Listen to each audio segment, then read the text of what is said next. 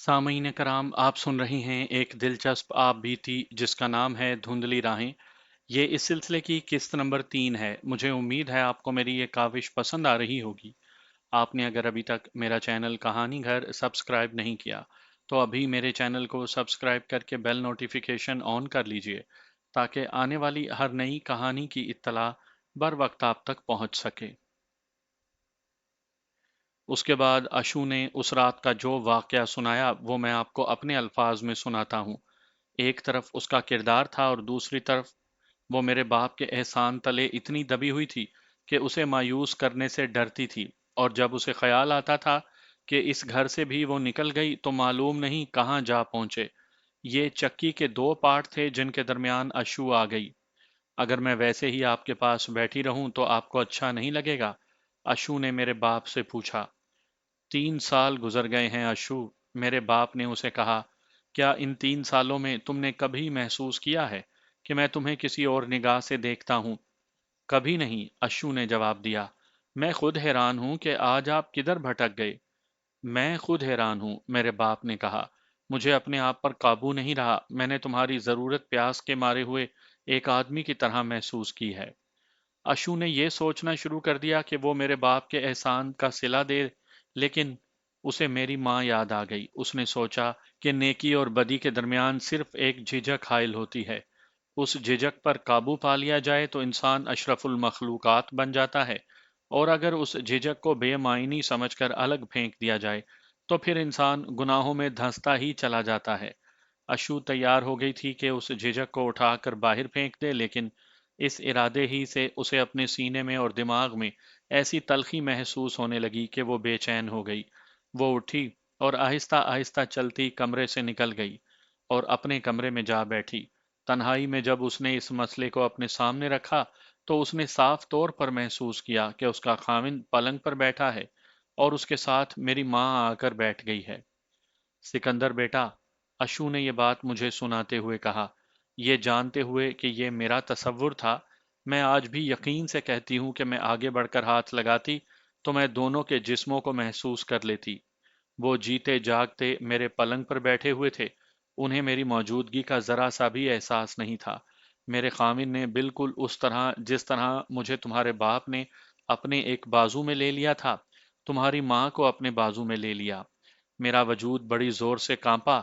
मैंने अपनी आंखों पर हाथ रख लिए। जब हाथ हटाए तो वहां कुछ भी न था। मैंने अपनी आवाज सुनी। मैं कह रही थी कि नहीं, ऐसे नहीं होगा। मैं अपने मरे हुए खामिंद और तुम्हारी फरिश्ता जैसी माँ को धोखा नहीं दे सकती थी। अशु पर किसी दौरे किसी कैफियत तारी हो गई थी। उसने मुझे बताया कि वो दौड़ती हुई कमरे से निकली और मेरे बाप के कमरे में पहुंची। वो आराम कुर्सी पर बैठा कुछ पढ़ रहा था। जब अशु दौड़ती हुई उस कमरे में गई तो उसने घबरा कर उधर देखा। अशु उसके पांव में जा बैठी और सर उसकी गोद में रख कर सिसक सिसक कर रोने लगी। मेरे बाप ने उसका सर उठाया और पूछा कि उसे क्या हुआ है। मुझसे मेरी जान ले लें, अशु ने रोते हुए कहा। मेरे खून की आपको जरूरत है तो एक एक कतरा निचोड़ लें, लेकिन मुझे उस रास्ते पर ना ले जाएं जहां आपके एहसान का सिला तो आपको मिल जाएगा, लेकिन बीबी के साथ एहसान फरामोशी होगी। जिस तरह आप पसंद नहीं करेंगे कि बीबी आपकी अमानत में खयानत करे, उसी तरह मेरे खामिन की रूह किसी और आदमी के साथ मुझे देख कर बेचैन होगी। रूहें बेचैन होती हैं या नहीं? मेरा बाप ऐसा बेचैन हुआ कि उसके हाथ कांपने और जबान लड़खड़ाने लगी। उसने नदामत और खफत को मिटाने के लिए बहुत कुछ कहा। उसने अशु से माफी भी मांगी। नहीं नहीं, अशु ने मेरे बाप के दोनों हाथ थाम कर कहा, मुझसे माफी ना मांगे। मैं आपके पाँव की खाक भी नहीं, और ये भी सोचें कि आप कितने इज्जतदार हैं। मुझ जैसी बेआसरा और बेठिकाना औरत के साथ अपनी इज्जत को खराब ना करें। मेरे बाप ने बड़ी मुश्किल से उसे बहलाया, उसके सर पर हाथ फेरा और उसे कहा कि वो जो कुछ भी हुआ है भूल जाए और जाकर सो जाए। अशु अपने कमरे में चली गई लेकिन सो ना सकी। रात आंखों में कट गई। सुबह वो मेरे बाप के सामने नाश्ता लेकर खड़ी थी। उसे देखकर मेरे बाप ने कोई ऐसी बात ना कही जिसका ताल्लुक रात के वाकया से होता हो। उसका रवैया वैसा ही था जैसे अमूमन होता था। आप नाराज तो नहीं? अशु ने पूछा। भूल जाओ अशु, मेरे बाप ने शफकत के लहजे में कहा। रात मालूम नहीं मुझे क्या हो गया था। ایک بات کہوں گا اشو، تم بہت خوبصورت ہو۔ آدمی کبھی بھٹک ہی جاتا ہے، دل سے اتار دو۔ میں بی بی سے زیادہ خوبصورت تو نہیں، اشو نے مسکراتے ہوئے کہا۔ میرا باپ ہنس پڑا اور اس نے کوئی جواب نہ دیا۔ اس طرح یہ بات آئی گئی ہو گئی، پھر میری ماں واپس آ گئی۔ اشو نے یہ واقعہ میری ماں سے چھپائے رکھا۔ اس کے بعد میں بڑا ہوتا گیا اور اشو میرے بھاگنے دوڑنے کی عمر تک مجھے اٹھائے اٹھائے پھرتی رہی۔ اس کے بعد اس نے مجھے جو باتیں سنائی ان میں سے بہت سی باتیں مجھے یاد تھیں۔ اشو، میں نے اس سے پوچھا، اس کے بعد میرے باپ نے کبھی تمہارے ساتھ ایسی حرکت کی تھی؟ نہیں سکندر، اشو نے جواب دیا۔ اس نے ایسی بات تو نہیں کی تھی، لیکن میں نے یہ صاف طور پر محسوس کیا تھا کہ اس کی نظروں میں کچھ فرق آ گیا ہے۔ میرے ساتھ اس کا رویہ پہلے سے زیادہ اچھا ہو گیا تھا، لیکن کبھی کبھی وہ ایسی بات کہہ ہی دیتا تھا جس سے پتا چلتا تھا کہ اب وہ مجھے کسی اور رنگ میں چاہتا ہے۔ میں نے کبھی برا نہیں منایا، دل میں یہ ڈر سا بیٹھ گیا تھا کہ کسی وقت وہ اسی حرکت پر نہ اتر آئے جو وہ ایک بار کر بیٹھا تھا۔ اور میں تمہیں ایک اور بات بتاتی ہوں سکندر، اگر وہ مجھے کبھی ایسی بات کہہ بھی دیتا تھا تو مجھے برا نہیں لگتا تھا، میں ہنس پڑتی تھی۔ پھر وہ وقت آیا کہ میری ماں بیمار پڑ گئی، کوئی بھی نہ جان سکا کہ یہ اس کی آخری بیماری ہے۔ ایک رات میری آنکھ کھلی، میں نے گھر میں بہت سی عورتوں کو دیکھا، سب رو رہی تھیں۔ میری ماں مر گئی تھی، مجھے اشو نے گلے لگا لیا۔ مجھے گلے لگانے کے لیے میرا باپ تھا، خالہ تھی، پھوپھو تھی، لیکن ماں کے بعد مجھے اشو سے پیار تھا۔ میری بات چھوڑیے، میں اشو کی سنا رہا ہوں کہ وہ ان جرائم پیشہ لوگوں میں کیسے آ گئی تھی۔ اشو نے مجھے جو بات سنائی وہ میرے لیے عجیب و غریب انکشاف تھا۔ اس نے سنایا کہ میری ماں کے مرنے کے 3 4 مہینے بعد باپ نے اشو کے ساتھ بے تکلفی پیدا کر لی، جیسی میاں بیوی میں ہوتی ہے۔ میں آپ کو یاد دلا دوں کہ اس وقت میرے باپ کی عمر 45 اور 50 سال کے درمیان تھی۔ میری ماں اس سے 8 9 سال چھوٹی تھی۔ میں ان کی شادی کے کئی سال کے بعد پیدا ہوا تھا۔ اشو، ایک رات میرے باپ نے اشو کو اپنے کمرے میں بٹھایا اور کہا، میرے دوست اور عزیز مجھے کہتے ہیں کہ دوسری شادی کر لو۔ کر لیں، اشو نے کہا۔ سکندر کا سوچ لیں، کوئی سوتیلی ماں اسے اپنی ماں والا پیار دے گی؟ یہی تو میں سوچتا ہوں، میرے باپ نے کہا۔ تمہارے سوا اسے ماں والا پیار کوئی عورت نہیں دے سکے گی۔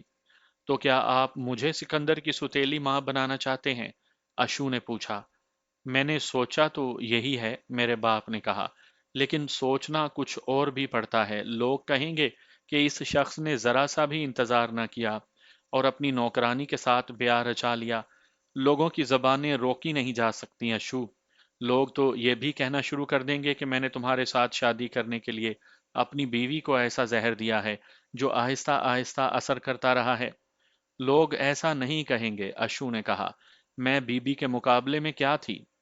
تم، میرے باپ نے کہا، تم نے اس گھر میں آتے ہی میرے دل پر ایسا قبضہ کیا تھا کہ میں اپنے آپ پر جبر کر کے اپنی توجہ بی بی کی طرف کرتا تھا۔ وہ رات تمہیں یاد ہے اشو؟ وہ رات جب تمہاری بیوی گھر میں نہیں تھی، تم کچھ اور سمجھ بیٹھی تھی، لیکن میں اپنے دل کے ہاتھوں مجبور ہو گیا تھا۔ میں نے آخر شادی تمہارے ساتھ کرنی ہے۔ میں تو ٹاٹ کا پیوند ہوں، اشو نے کہا۔ یہ پیوند ریشم میں کیسے لگ سکتا ہے؟ تم میرے دل کی رانی ہو، میرے باپ نے کہا۔ آج سے اپنے آپ کو نوکرانی سمجھنا چھوڑ دو، تم اب اس گھر کی مالکہ ہو۔ اس نے ہنس کر کہا، اب تم میری بیوی ہو، نکاح بھی پڑا جائے گا۔ اشو کیا تھی، غریب گھر کی لڑکی اور دیہاتن، اس نے کبھی اچھا کپڑا نہیں پہنا تھا، کبھی اچھا کھانا نہیں کھایا تھا۔ ایک کھاتے پیتے آدمی کے ساتھ شادی کی تو اس کے دن پھر گئے، لیکن قسمت نے ایسا پلٹا کھایا کہ وہ گھر کی رہی نہ گھاٹ کی۔ وہ ڈری ہوئی بھیڑ بکری بن گئی جو درندوں سے چھپتی پھرتی تھی۔ خدا نے اس کی سن لی اور اسے ایسی پناہ گاہ مل گئی جو اس نے کبھی خواب میں بھی نہ دیکھی تھی۔ اور اب اتنا معزز اور اتنا امیر آدمی اس کی محبت کا دم بھرتا اور اسے اتنی بڑی حویلی کی ملکہ بنا رہا تھا۔ اشو فرشتہ نہیں تھی، اس کا دماغ چکر میں آ گیا اور وہ اپنے آپ کو نوکرانی کے بجائے ایک امیر گھرانے کی مالکن سمجھنے لگی۔ میرے باپ نے میری ماں کے بڑے قیمتی کپڑے اس کے حوالے کر دیے اور اسے کہا کہ وہ ہر روز کپڑے بدلا کرے۔ میرے باپ کو معلوم تھا کہ اشو کہیں بھاگ کے نہیں جائے گی۔ اس نے اشو کے آگے نوٹوں کا ڈھیر لگا دیا۔ میں اس وقت سمجھ نہیں سکا تھا، 16 17 سال سمجھنے کی عمر نہیں ہوتی۔ اب جب کہ میں استادوں کی عمر کو پہنچ گیا ہوں تو مجھے خیال آتا ہے کہ میرا باپ کتنا چالاک اور استاد آدمی تھا۔ اشو جیسی سیدھی لڑکی پر اس نے ریشم اور سونے کے تاروں کا جال پھینکا تھا۔ اشو اس میں سے نکل نہیں سکتی تھی۔ میرے باپ نے اسے پوری طرح بے بس کرنے کے لیے محبت کی رٹ لگانی شروع کر دی۔ اشو نے مجھے بتایا کہ بعض اوقات وہ آنکھوں میں آنسو لے آتا اور اشو سے محبت کی بھیک مانگتا۔ ایک رات اس نے اشو سے کہا کہ وہ اپنے کمرے میں نہ سویا کرے، وہ نوکروں کا کمرہ ہے۔ اس نے اشو کو اپنے سونے والے کمرے میں سلایا، پھر وہ وہیں سونے لگی۔ میرے باپ نے کئی راتیں شرافت سے گزار دیں۔ اشو بہت متاثر ہوئی۔ پھر ایک رات نیکی اور بدی کے درمیان نظر نہ آنے والی جو ایک لکیر ہوتی ہے اور جو جھجک ہوتی ہے، وہ اشو نے بصد خوشی مٹا ڈالی۔ نکاح تو ایک رسم ہوتی ہے اشو، میرے باپ نے اسے کہا۔ اصل چیز تو ایجاب و قبول ہے جو دلوں سے امڑتا ہے۔ اشو کو اب ایسی ہی باتیں اور ایسے ہی جواز تسکین دے سکتے تھے۔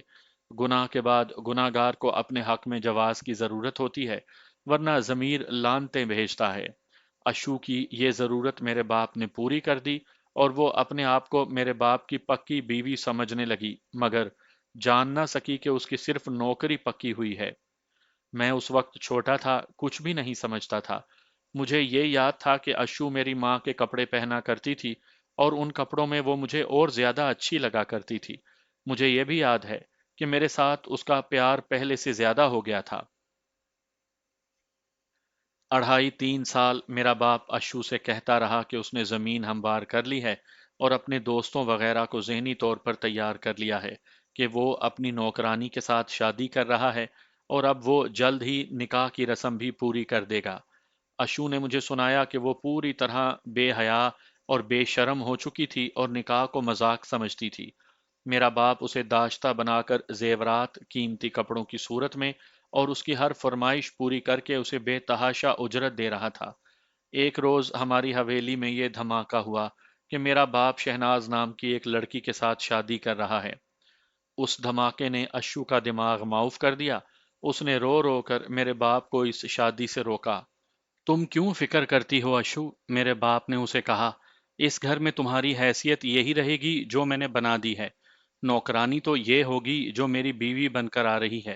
تھوڑے ہی دنوں بعد تمہارے ساتھ بھی نکاح پڑھ لوں گا۔ ہم مسلمان ہیں، میں 4 بیویاں رکھ سکتا ہوں۔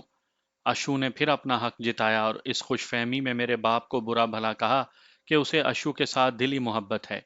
اگر تمہیں یہ صورت منظور نہیں اشو تو یہاں سے چلی جاؤ۔ میرے باپ نے اس کی دکھتی رگ پکڑ کر کہا، اگر یہاں رہنا ہے تو اسی طرح رہو گی جس طرح رہ رہی ہو۔ میں تمہارا حق ادا کرتا رہوں گا۔ میں سوکن کو برداشت نہیں کروں گی۔ نہ کرو، میرے باپ نے کہا۔ یہ کپڑے اور زیورات یہاں رکھو، اپنے کپڑے پہنو اور جاؤ۔ اشو بجھ کے رہ گئی، وہ کہاں جاتی؟ برسوں بعد جب میں اس کا قیدی تھا، وہ مجھے سنا رہی تھی کہ وہ شہناز کو بھی جانتی تھی اور اس کے خاندان کو بھی۔ وہ بدنام لوگ تھے، میں نے پہلے سنایا ہے کہ وہ بظاہر معزز لوگ تھے اور سرکاری افسروں اور تھانے داروں کے ساتھ ان کا اٹھنا بیٹھنا تھا، لیکن وہ جرائم پیشہ تھے۔ اس خاندان کی کوئی عورت نیک نام نہیں تھی۔ یہ لوگ اپنی بیٹیوں کے ذریعے امیر لوگوں کی جیبیں خالی کروا لیا کرتے تھے۔ اشو ابھی تک میرے باپ کو مخلص سمجھ رہی تھی اور میرے ساتھ تو اسے پیار تھا ہی۔ اپنی عزت و عصمت لٹا کر بھی اسے میرے باپ کے نفع اور نقصان کا بہت خیال تھا۔ اشو نے مجھے سنایا کہ میرے باپ کو میری خالہ اور پھوپھی نے بھی شادی سے روکا تھا۔ آخر اسے یہ کہا تھا کہ اس نے شادی کرنی ہی ہے تو اس خاندان سے نہ کرے اور شہناز کا تو زبان پر نام بھی نہ لائے۔ لیکن اشو دیکھ رہی تھی، اور یہ تو مجھے بھی یاد تھا کہ شہناز کی ماں ہمارے گھر آتی اور میرے باپ کی خوب مٹھی چاپی کرتی تھی۔ وہ اشو پر حکم چلاتی اور اسے ٹوکتی تھی کہ وہ گھر کی صفائی وغیرہ کا خیال نہیں رکھتی۔ یہ عورت میرے ساتھ بھی پیار کرتی تھی۔ میرے باپ کا دماغ ایسا خراب ہوا کہ وہ شہناز کو بیاہ کر لے ہی آیا اور اسے پیار سے نازی کہنے لگا۔ بہت خوبصورت لڑکی تھی اور اتنی تیز اور چست جیسے اسے سپرنگ لگے ہوئے ہوں۔ اس کی عمر 25 سال یا اس سے کچھ کم ہوگی اور میرا باپ 50 سال تک پہنچ گیا تھا۔ وہ باپ بیٹی لگتے تھے۔ جب شہناز آئی تو میں نے 2 دنوں میں ہی محسوس کر لیا کہ تمہارا باپ لٹیرا ہے اور میں اپنا آپ لٹا بیٹھی ہوں۔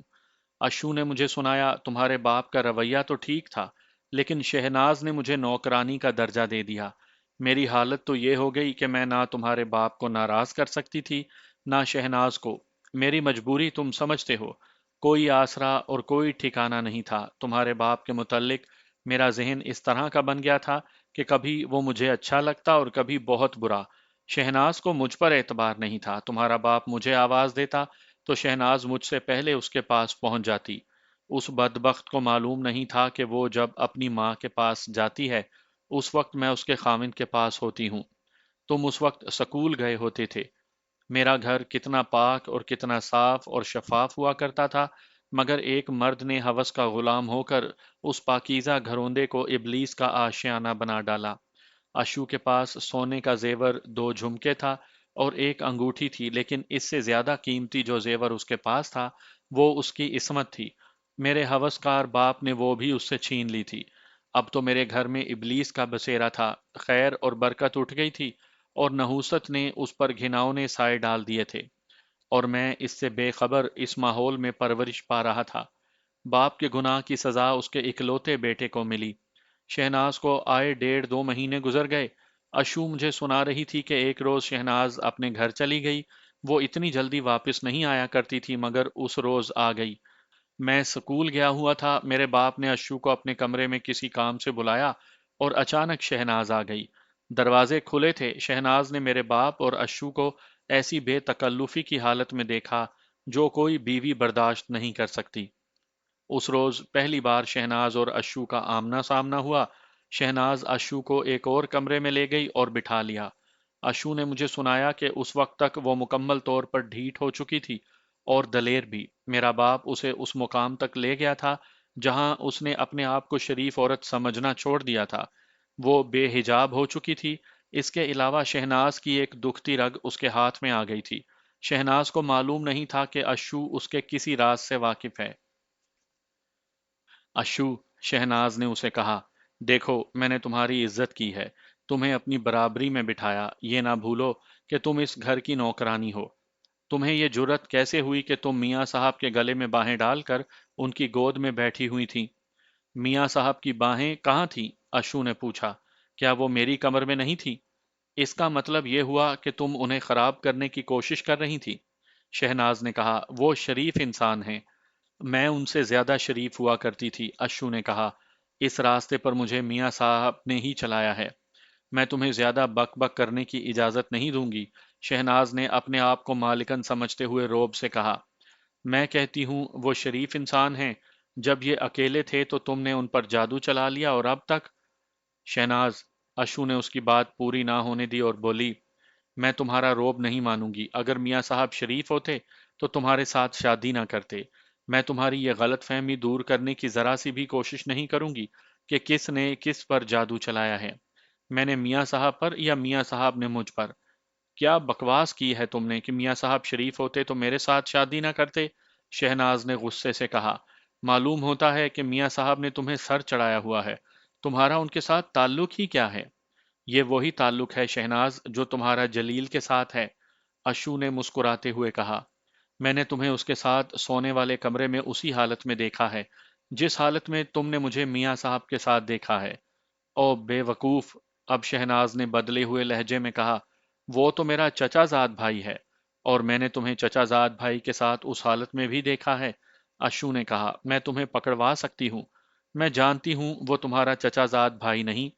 میں یہ بھی جانتی ہوں کہ تمہارا اگر کبھی بچہ پیدا ہوا تو وہ میاں صاحب کا نہیں ہوگا۔ اشو اس کی آنکھوں میں آنکھیں ڈال کر بات کر رہی تھی۔ اس نے کہا، شہناز بیگم، میں میاں صاحب کو لوٹ نہیں رہی۔ ان کی آمدنی اپنی ماں کے گھر نہیں پہنچا رہی۔ میری ماں بھی نہیں، میرا کوئی گھر نہیں۔ میاں صاحب کا سب کچھ اسی گھر میں رہے گا۔ کیا تم مجھے روک سکتی ہو؟ شہناز نے بڑے روب سے پوچھا۔ اگر مجھے اسی طرح للکار کر کہو گی تو میں روک کر بھی دکھا دوں گی۔ اشو نے روب کا جواب روب سے دیا اور بڑی دھیمی سی آواز میں کہا، شہناز اپنی آنکھوں سے پٹی اتار دو، مجھے نوکرانی سمجھنا چھوڑ دو۔ اگر اپنی چال بازیاں جاری رکھنا چاہتی ہو تو میرے بغیر کامیاب نہیں ہو سکو گی۔ اشو، شہناز نے بڑے غصے سے اپنے زانوں پر ہاتھ مار کر کہا، تم میرے ساتھ یوں بات کر رہی ہو جیسے میاں صاحب تمہارے خامند ہیں اور میں اس گھر کی نوکرانی ہوں۔ اشو ہنس پڑی جیسے شہناز نے کوئی اہم کانہ بات کی ہو۔ میں تمہاری یہی غلط فہمی رفع کرنا چاہتی ہوں شہناز، اشو نے کہا۔ اس گھر میں تمہاری حیثیت ویسی ہی ہے جیسی ایک بیوی کی ہوتی ہے۔ بیوی نوکرانی سے ذرا ہی بہتر ہوتی ہے، لیکن میں نوکرانی ہوتے ہوئے میاں صاحب کی بیوی ہوں۔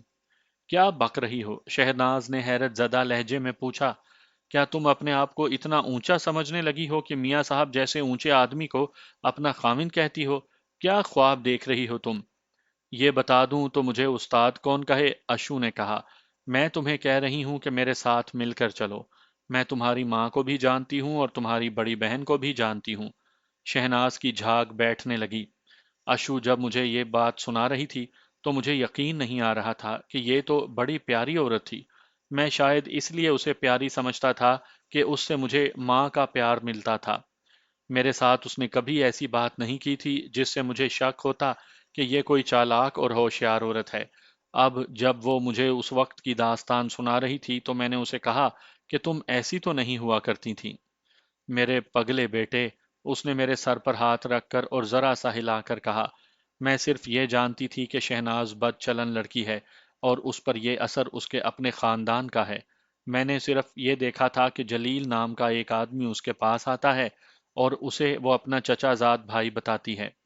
میں جانتی تھی کہ اس شخص کا شہناز کے ساتھ کیا تعلق ہے اور اس وقت کیوں آتا ہے جب میاں صاحب گھر میں نہیں ہوتے، اور شہناز اسے اس کمرے میں کیوں بٹھاتی ہے جس میں کبھی کسی مہمان کو نہیں بٹھایا گیا۔ میں نے کبھی نہیں دیکھا تھا کہ شہناز تمہارے گھر کے پیسے اپنے گھر پہنچا رہی ہے۔ میں یہ جانتی تھی کہ یہ خاندان اسی قسم کی وارداتیں کرتا ہے۔ میں نے شہناز اور جلیل کو کبھی بھی ایسی ویسی حالت میں نہیں دیکھا تھا، لیکن تمہارے باپ نے مجھے مجرموں والی عقل دے دی تھی۔ میں نے شہناز کو یہ جو باتیں کہی تھیں وہ سب ہوا میں چلائے ہوئے تیر تھے جو نشانے پر بیٹھے، اور شہناز کا جو روب تھا وہ ٹھنڈا پڑ گیا۔ میں نے آپ کو پہلے سنایا ہے کہ میں نے ایک آدمی کو شہناز کے پاس آتے دیکھا تھا اور انہیں عین موقع پر پکڑا تھا۔ وہ یہی جلیل تھا۔ اسی کے پیچھے میں اغوا ہو کر اشو کے سامنے بیٹھا تھا اور اشو کو مجھ پر پہرا دینے کے لیے بٹھا گئے تھے۔ اشو نے مجھے یہ کہانی یوں سنائی۔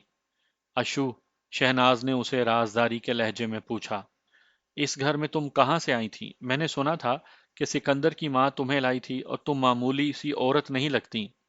ہاں شہناز، اشو نے کہا، میں اگر معمولی سی عورت ہوتی تو مالکن کے ساتھ اس طرح سر چڑھ کر بات نہ کرتی۔ میں تمہیں بتا رہی ہوں کہ میاں صاحب پر میرا بھی حق ہے۔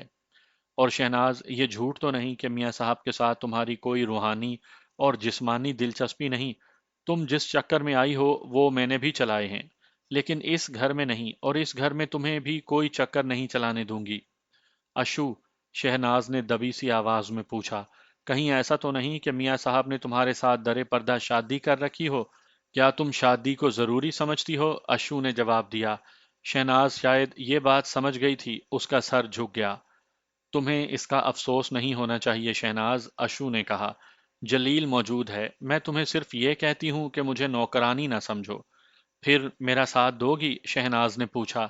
دیکھو شہناز، اشو نے کہا، تم جس کسی کے ساتھ بھی جھک مارنا چاہتی ہو مارو، لیکن میں یہ برداشت نہیں کروں گی کہ تم اس گھر کی کوئی چیز یہاں سے اڑا کر لے جاؤ۔ اشو نے مجھے بتایا کہ شہناز پر خاموشی طاری ہو گئی اور اس کے چہرے پر مسکراہٹ سی آ گئی۔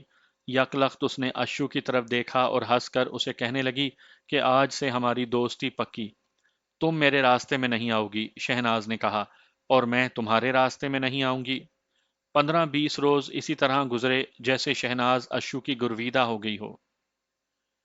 ایک روز اچانک شہناز نے میرے باپ کی موجودگی میں کہا کہ اس نے اپنا ہار اتار کر سنگھار میز پر رکھا تھا، اب وہاں نہیں ہے۔ اس نے اشو سے پوچھا کہ اس نے تو نہیں دیکھا۔ اشو نے کہا کہ وہ اس کے کمرے میں گئی ہی نہیں۔ کیوں جھوٹ بولتی ہو اشو؟ شہناز نے اسے کہا، میں نے 2 مرتبہ تمہیں اس کمرے میں جاتے اور نکلتے دیکھا ہے۔ میں کہتی ہوں، اشو نے کہا، میں تمہارے کمرے میں گئی ہی نہیں۔ میاں صاحب، شہناز نے میرے باپ سے کہا، اس کے جھوٹ سے مجھے شک ہوتا ہے کہ یہی ہاتھ صاف کر گئی ہے۔ اس سے پہلے میرے سنگھار میز کی دراز سے پیسے بھی صاف ہو چکے ہیں۔ میں اس لیے نہ بولی کہ کسی پر بغیر ثبوت کے الزام لگانا ٹھیک نہیں، لیکن اب مجھے شک ہے کہ چور یہی ہے۔ یہ بات بڑی لمبی ہے جو میں آپ کو اپنے الفاظ میں سناتا ہوں۔ ظاہر ہے کہ اشو نے کتنا شور شرابہ کیا ہوگا۔ شہناز نے جال پوری طرح بچھایا تھا۔ جب ہمارے گھر میں شور شرابہ ہو رہا تھا، عین اس وقت شہناز کی ماں اور بڑا بھائی آ گئے۔ انہیں بھی بتایا گیا کہ کیا ہوا ہے۔ उन दोनों ने अश्शू की तरफ देखा। अश्शू शहनाज के बड़े भाई ने बड़े प्यार से अश्शू से कहा, कोई बात नहीं, इंसान से गलती हो जाती है, हार वापस कर दो, तुम्हें कोई कुछ नहीं कहेगा। अश्शू अपने आप को बड़ी होशियार और चालाक समझ बैठी थी, लेकिन वो इस चक्कर में आई तो उसे पता चला कि उसमें तो जरा सी भी चालाकी नहीं। वो कभी रोती थी और कभी शहनाज को गालियां देती थी, और उसकी कोई नहीं सुनता था। मियाँ साहब, शहनाज ने कहा, यह बदचलन कहती है कि मियाँ साहब बगैर निकाह के मेरे खाविंद हैं। हाँ मियाँ साहब, शहनाज की माँ बोली, ये बकवास तो इसने सारे मोहल्ले में फैला रखी है। मेरा बाप आगे बढ़ा और उसने बड़ी जोर से अश्शू के मुंह पर थप्पड़ मारा और उसे गालियां देने लगा। ऐसा ही एक थप्पड़ उसे शहनाज के भाई ने भी जड़ दिया। उस बेचारी का वावेला किसी ने भी ना सुना। शहनाज की मां ने कहा कि इसके कमरे की तलाशी लो। अश्शू की चीखों पुकार सुनकर अड़ोस पड़ोस की औरतें भी आ गईं। शहनाज और उसकी मां ने चिल्ला चिल्ला कर उन औरतों को सुनाया कि इस नमक हराम को देखो, अपनी मालकिन का इतना कीमती हार उड़ा लिया। मेरे बाप ने और शहनाज के भाई ने अशु के कमरे में जाकर इस तरह तलाशी ली कि चारपाई पर बिछा हुआ उसका बिस्तर भी उठाकर झाड़ा। फिर उसका सूटकेस खोलकर देखा तो कपड़ों के नीचे एक तो शहनाज का हार पड़ा था, इसके अलावा 100 के कई नोट बरामद हुए। अब तो किसी शको शुबे की गुंजाइश नहीं रह गई थी। उसे पुलिस के हवाले कर दो, मेरे बाप ने फैसला सुनाया। अशु उसके पांव में गिर पड़ी। मेरे बाप ने उसे इतनी जोर से लात मारी कि वो कमरे के दरवाजे में जा पड़ी। हर किसी के मुंह से यही एक बात निकल रही थी कि इसे पुलिस के हवाले कर दो। मियाँ साहब, शहनाज की मां ने कहा, मालूम नहीं कितने हजार रुपए अब तक ये उचक्की आपके हजम कर चुकी होगी। तुम्हारा मियाँ मुझे खुद पैसे देता रहा है। अशु ने जवाबी हमला किया। उसने चिल्लाकर कहा, इस शख्स ने मुझे अब तक अपनी बेनिकाही बीवी बनाकर रखा हुआ है। अशु पर घूंसों और थप्पड़ों का मी बरस पड़ा। इसमें कोई शक नहीं कि हार और नोट शहनाज ने उसके सूटकेस में रखे थे, और उसने ये नाटक अपनी माँ और अपनी भाई से मिलकर बनाया था, जो उन सब ने बड़ी कामयाबी से खेला। ये वाकया मुझे भी अच्छी तरह याद था, लेकिन मुझे ये मालूम नहीं था कि अशु को मारा पीटा गया है। मैं जब स्कूल से आया तो शहनाज ने मुझे गले लगा लिया था और मुझे मेरे बाप के पास ले गई थी। दोनों ने मुझे कहा था कि अशु के साथ ना बोलना, वो चोर है। मेरे दिल को बड़ी तकलीफ हुई थी। उन लोगों ने यह फैसला किया था कि अशु को अपने कमरे में बंद रहने दो, फिर सोचेंगे कि उसे घर से निकाला जाए या पुलिस के हवाले किया जाए। मैं सिर्फ इतना महसूस कर रहा था कि मैं अशु के बगैर नहीं रह सकता, लेकिन मुझे उसके पास जाने नहीं दिया जाता। उसके बाद बड़ों ने जो कुछ किया वो मुझे मालूम नहीं हो सका था। वो अब अशु मुझे सुना रही थी। अशु दिन भर कमरे में बंद रही। रात के वक्त शहनाज उसके कमरे में गई। अशु वाही तबाही बकने लगी, लेकिन शहनाज ने हमदर्दी और दोस्ती के लहजे में बातें करके उसे ठंडा कर लिया। अशु ने उसे कहा कि उसे इस साजिश के जरिए मेरे बाप की नजरों से गिराया गया है। और सुनो शहनाज, अशु ने कहा, मैं जिल्लत की आखिरी हद तक पहुंच सकती हूँ। मैं इस घर से निकल जाऊंगी। मुझे अपनी कीमत का अंदाजा हो गया है। ये मियाँ वाकई शरीफ हुआ करता था, लेकिन मुझे देखकर उसने अपने दिल में शैतान को बिठा लिया। खुदा की कसम, तुम देखना मैं कैसा इंतकाम लूंगी। मुझे पुलिस के हवाले करवाओ। शहनाज ने अपना दोस्ताना रवैया कायम रखा और अशु को ठंडा करने की कोशिश करती रही, फिर उठकर चली गई। अशु को तैश आई तो वो मेरे बाप के कमरे में चली गई। शहनाज भी वहीं थी। सुन बुड्ढे खूसट, औरतों के शिकारी, अशु ने मेरे बाप के मुंह में हाथ देकर कहा, क्या मेरे मुंह में जबान नहीं? मुझे पुलिस के हवाले करके देख या मुझे घर से निकाल, तुझे मालूम नहीं, मैंने पक्का इंतजाम कर रखा है। उसने उसी तरह शहनाज के मुंह में हाथ दिया और बोली, तू भी देख लेना मैं तुझे किस तरह थाने और कचहरी में जलील करती हूँ। अशु कुछ भी नहीं कर सकती थी, लेकिन उसने सोच लिया था कि इन लोगों के साथ इन्हीं की तरह का रवैया इख्तियार करना ठीक रहेगा। उसने मुझे बताया कि अंदर से वो खुद बहुत डरी हुई थी। वो उस घर से निकलने की जुर्रत नहीं कर सकती थी, लेकिन मैंने जिंदगी में आगे चल के देखा है कि हालात अच्छे भले इंसान को वहशी और दरिंदा बना दिया करते हैं। अशु को ऐसे ही हालात की भट्टी में डाल दिया गया था। उस भट्टी में से वो निकली तो नाम तो उसका अशु ही था, लेकिन ऐसे लगता जैसे उसने दूसरा जन्म लिया हो। उसको भट्टी में डालने और निकालने वाली शहनाज थी। शहनाज के पीछे कोई और दिमाग भी काम कर रहा था। शहनाज ने दो तीन मर्तबा फिर उसके कमरे में जाकर उसे अपने हाथ में ले लिया। अशु, शहनाज ने उसे कहा, मैं तुम्हें इस घर से निकलने नहीं दूंगी। لیکن اس گھر میں اب تم رہ بھی نہیں سکتی۔ تم جتنا بھی چیخو چلاؤ کوئی نہیں سنے گا۔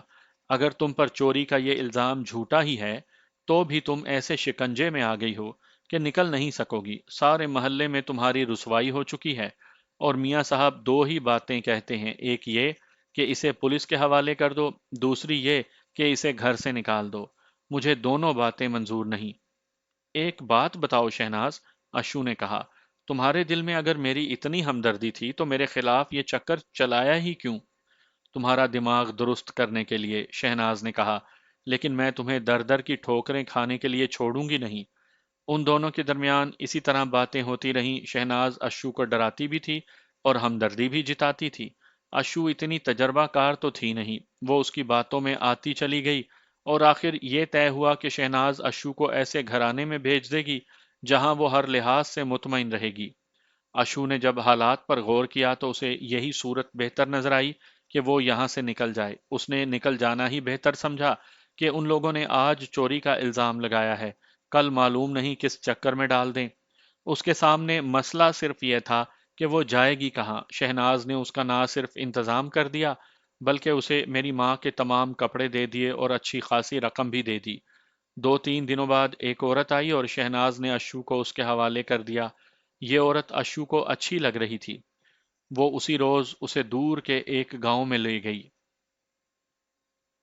اس گاؤں سے اشو کا یہ سفر شروع ہوا اور اب وہ اسی کو اپنی منزل سمجھ رہی تھی۔ یہ عورت ایک جرائم پیشہ گروہ سے تعلق رکھتی تھی۔ اشو کو جب ان لوگوں کی اصلیت معلوم ہوئی تو وہ یہ سوچ کر بہت گھبرائی کہ وہ ابھی جوانی کی عمر میں ہے اور خوبصورت بھی ہے، اس لیے یہ لوگ اسے عصمت فروشی کے راستے پر ڈال دیں گے۔ اس نے اس عورت سے اس خدشے کا اظہار کیا تو عورت نے اسے کہا کہ بے شک یہ مجرم لوگ ہیں، لیکن اس کی آبرو کی طرف کوئی آنکھ اٹھا کر بھی نہیں دیکھے گا۔ اس گروہ میں تین چار عورتیں اور بھی تھیں۔ انہوں نے چند دنوں میں ہی اشو کو اپنے رنگ میں رنگ لیا۔ اشو کے ساتھ جو بیتی تھی اس کا اثر یہی ہونا تھا۔ وہ فرشتہ تو تھی نہیں کہ اخلاق اور کردار کو سینے سے لگائے رکھتی۔ اس نے صرف ایک چیز کو محفوظ رکھا تھا، اور وہ میرا پیار تھا، جو اس کے دل میں ابھی تک زندہ تھا۔ دو تین سالوں سے اشو اس گروہ کو چھوڑ کر اس گروہ میں آ گئی تھی۔ یہ میں آپ کو بتا چکا ہوں کہ یہ بردہ فروشوں اور راہزنوں کا گروہ تھا۔ اشو نے اب تک اس گروہ میں اچھی خاصی حیثیت حاصل کر لی تھی۔ گروہ کا سرغنہ اور اس کے تمام آدمی اس پر بھروسہ کرتے تھے، لیکن اب وہ میری محبت کی خاطر اس بھروسے کو ٹھیس پہنچانے کا تہیہ کر چکی تھی۔ لیکن تم مجھے نکالو گی کس طرح؟ میں نے پوچھا۔ تم کہتی ہو کہ رات کو دو آدمی ڈیوڑی میں سوئے ہوئے ہیں۔ وہ ہنس پڑی۔ اس نے بڑے پیار سے مجھے قریب کر لیا اور منہ میرے کان کے ساتھ لگا کر مجھے بتایا کہ میں یہاں سے کس طرح نکلوں گا۔ شام کے بعد دو آدمی جنہوں نے ڈیوڑی میں سونا تھا آ گئے۔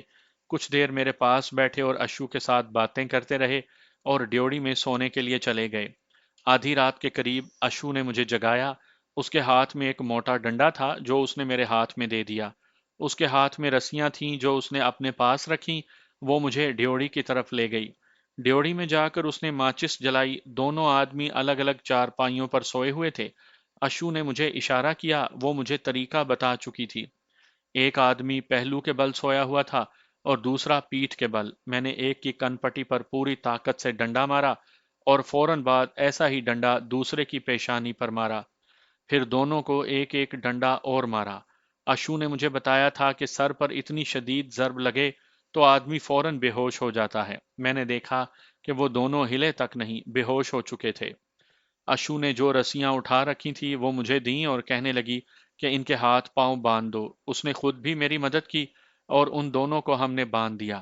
پھر اشو مجھے کہنے لگی کہ اسی کمرے میں چلو اور میرے ہاتھ پاؤں باندھ دو۔ میں اس کے ساتھ ہو گیا۔ وہ اوندھے منہ چارپائی پر لیٹ گئی اور میں نے اس کے ہاتھ اور پاؤں باندھ دیے۔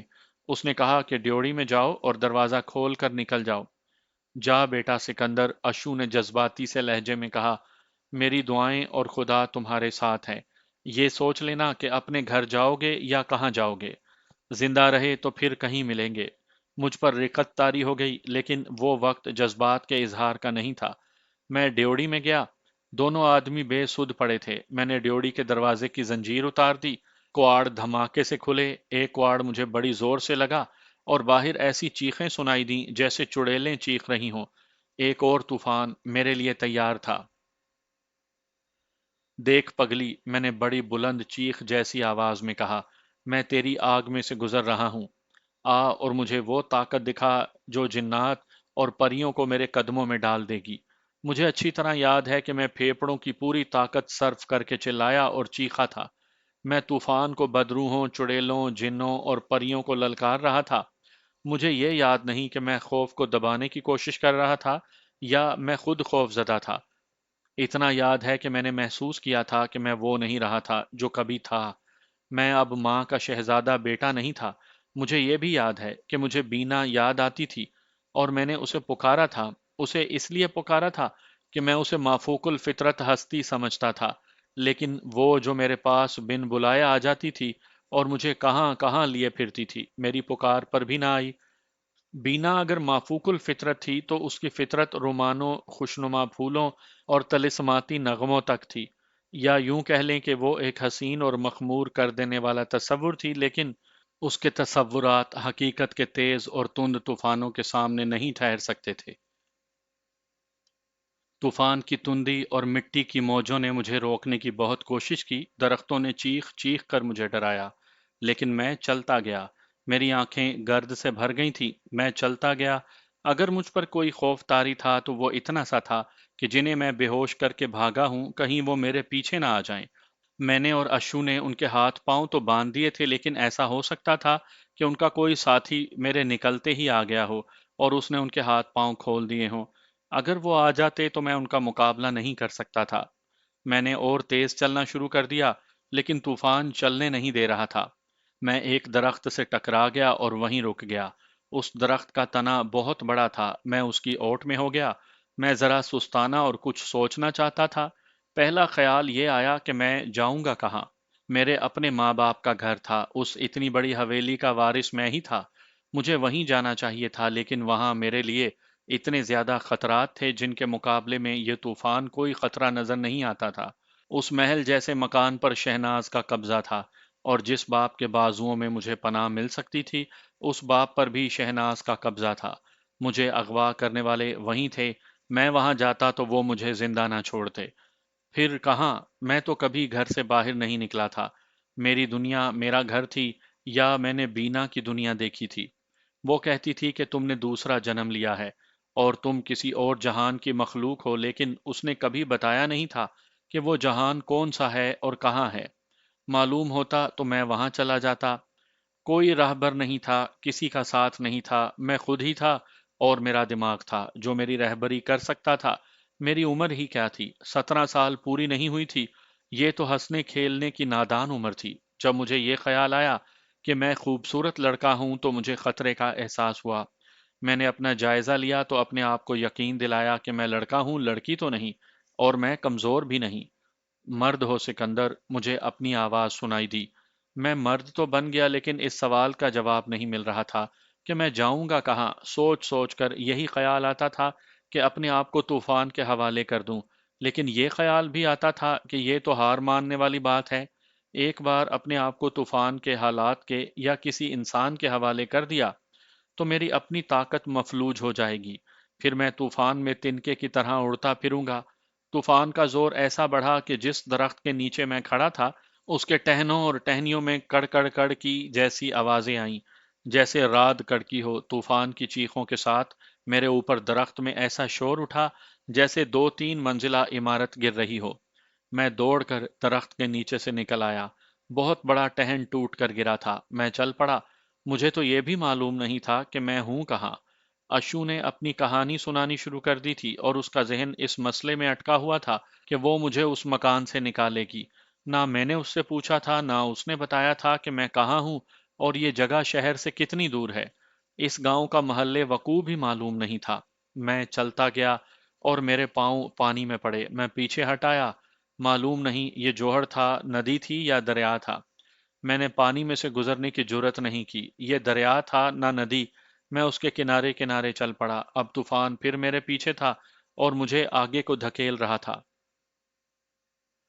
इकट्ठे ही कई दरख्त आ गए। मैं जब उनके करीब से गुजर रहा था तो एक बार फिर मुझे वैसी ही कड़ कड़ कड़ की आवाज सुनाई दी जैसी मैंने एक दरख्त में से सुनी थी। कोई और दरख्त या किसी दरख्त का एक टहन टूट गया था। इसके साथ ही एक चीख सुनाई दी जो किसी औरत की मालूम होती थी। वहां तो चीखें ही चीखें थीं और कई चीखें औरतों जैसी थीं। मैं चंद कदम और चला होऊंगा कि कोई चीज मेरे साथ बड़ी जोर से टकराई और उस चीज से वही चीख निकली जो मैंने अभी अभी सुनी थी। ये इंसानी चीख थी। मैं रुक गया। तुम अब आए हो? तूफान के हैबतनाक शोर में मुझे औरत की आवाज सुनाई दी। कब से इस आंधी में खड़ी खौफ से मर रही हूं। बीना, मैंने बाजू फैलाकर आगे बढ़ते हुए कहा, मैं तुम्हें पुकारता रहा हूं। आगे आओ। मैं अंधेरे में तुम्हें देख नहीं सकता। नहीं, नहीं, उधर से डरी हुई निस्वानी आवाज आई। मैं बीना नहीं हूं। तुम कोई और हो। अंधेरा और उड़ती गर्द में कुछ भी नजर नहीं आता था। वो बीना नहीं थी और मैं वो नहीं था जिसके इंतजार में वो कयामत की आंधी में खड़ी थी। मैं तुम्हें कुछ नहीं कहूंगा, मैंने चिल्लाकर कहा। मुझे सिर्फ ये बता दो कि मैं कहाँ हूं। मुझे किसी शहर तक का पहुंचने का रास्ता बता दो। तुम तो यहाँ किसी बीना के इंतजार में खड़े हो, उसने कहा। मुझे धोखा दे रहे हो।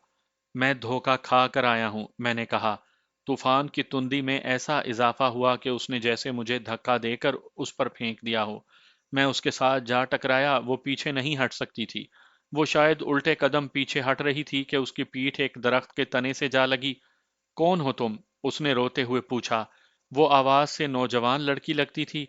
ऐसी तूफानी रात में अकेली नौजवान लड़की इंसान नहीं हो सकती थी। मुझे उससे डरना चाहिए था लेकिन वो मुझसे डर रही थी। मैंने उसे तने की ओट में कर लिया। तना खासा चौड़ा था। उसकी ओट में तूफान के तेजो तुन थपेड़ों से बचा जा सकता था। मुझ पर रहम करोगे? उसने पूछा। वो रो रही थी। कहने लगी, तुम आदमी हो और मैं जवान लड़की हूं। मैं उन आदमियों में से नहीं हूं जो अकेली औरत को देखकर उस पर रहम नहीं किया करते। मैंने कहा, क्या मुसीबत तुम्हें इस होलनाक रात में यहां ले आई है? रास्ता भूल गई हो या साथी आगे निकल गया है?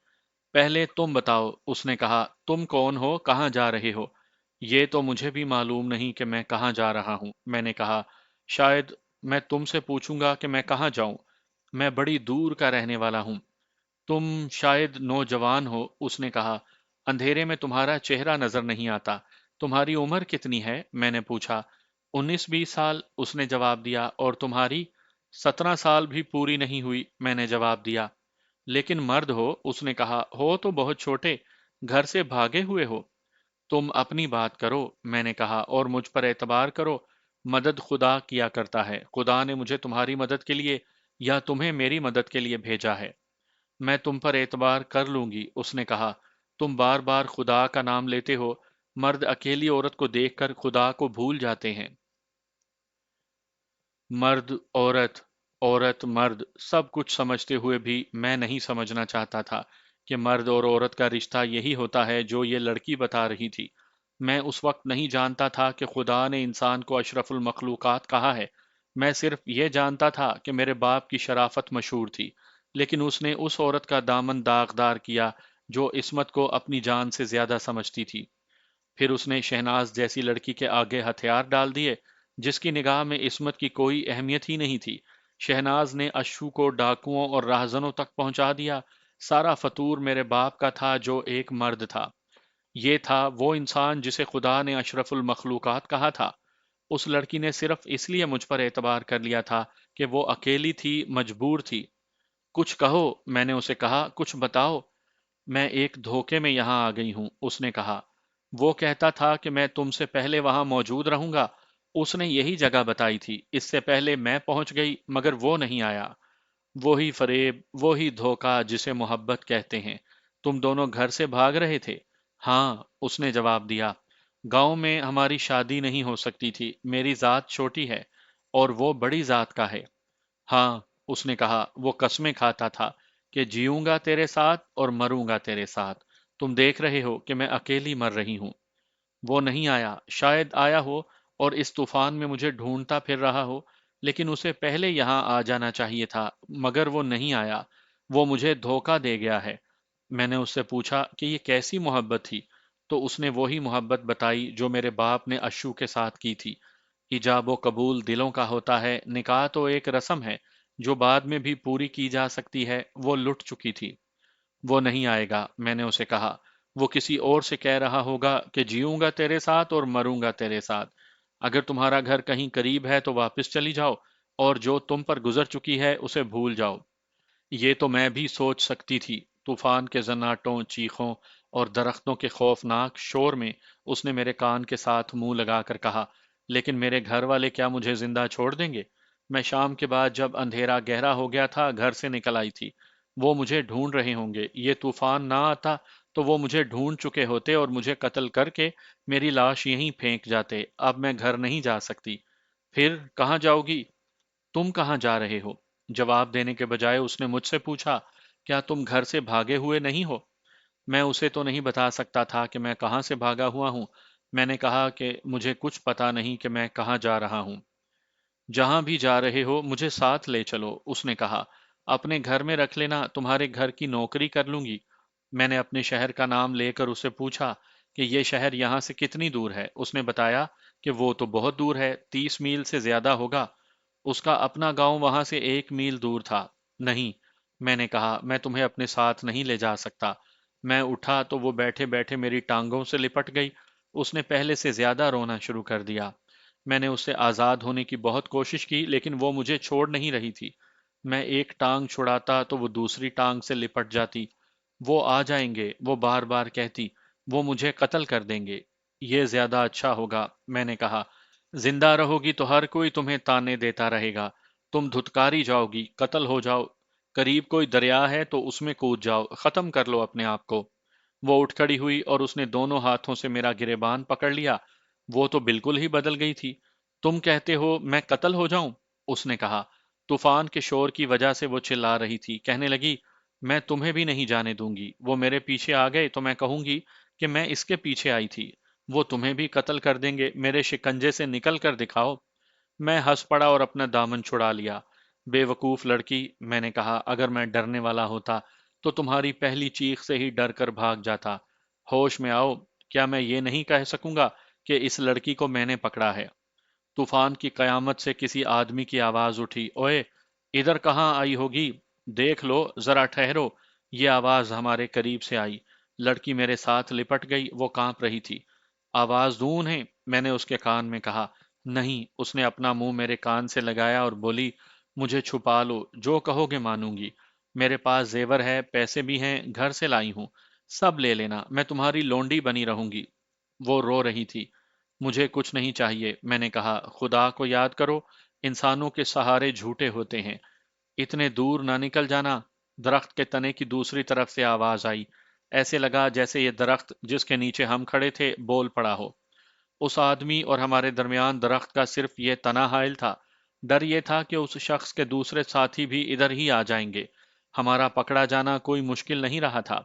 لڑکی اس طرح میرے ساتھ چپک گئی تھی جیسے میرے وجود میں سما جانے کی کوشش کر رہی ہو۔ مشکل یہ تھی کہ میں اس آدمی کے قدموں کی آواز نہیں سن سکتا تھا۔ پتہ نہیں چل سکتا تھا کہ وہ چل پڑا ہے یا وہیں کھڑا ہے، اور اگر چل پڑا ہے تو کس طرف چلا ہے۔ میرے دماغ میں ایک ترکیب آ گئی۔ اس علاقے میں بھیڑیے ہوا کرتے تھے، کہتے تھے کہ کبھی کبھی دھاری دار شیر بھی نظر آتا ہے۔ اس آدمی نے اپنے ساتھیوں کو پھر پکارا۔ میں بھیڑیے کی طرح غرایا، پھر بھونکا۔ میں بھیڑیے کی آواز سے واقف تھا۔ اس شخص کے منہ سے عجیب سی آواز نکلی۔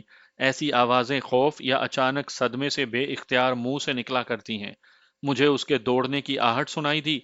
آپ نے کتے کو دیکھا ہوگا، کبھی کبھی کتا آسمان کی طرف منہ کر کے بڑی لمبی ہو جیسی آواز نکالا کرتا ہے۔ کہتے ہیں کتا رو رہا ہے۔ بھیڑیے رات کو اکٹھے ہوتے ہیں تو اسی طرح منہ اوپر کر کے آوازیں نکالتے اور چیختے ہیں۔ اس آدمی کے بھاگ جانے کے بعد میں نے اسی قسم کی آواز نکالی تاکہ وہ دور نکل جائے۔ میری یہ آوازیں کامیاب رہیں۔ چلو نکلو اوئے، مجھے بڑی بلند آواز سنائی دی، بھیڑیے ہیں۔ میں نے بہت وقت انتظار کیا، ان میں سے کسی کی آواز نہیں آئی۔ یہ جو یہاں تک پہنچ گیا تھا، یہ آواز سے میرا چچا معلوم ہوتا تھا۔ لڑکی نے کہا، یہ جو کوئی بھی تھے تمہیں ڈھونڈ رہے تھے۔ میں نے کہا، تم اس علاقے سے واقف ہوگی؟ کیا آگے کوئی ندی یا دریا ہے؟ دریا ہے، اس نے جواب دیا۔ معلوم نہیں، تم مجھے کس طرف لے جاؤ گے؟ دریا ایک طرف مڑ جاتا ہے۔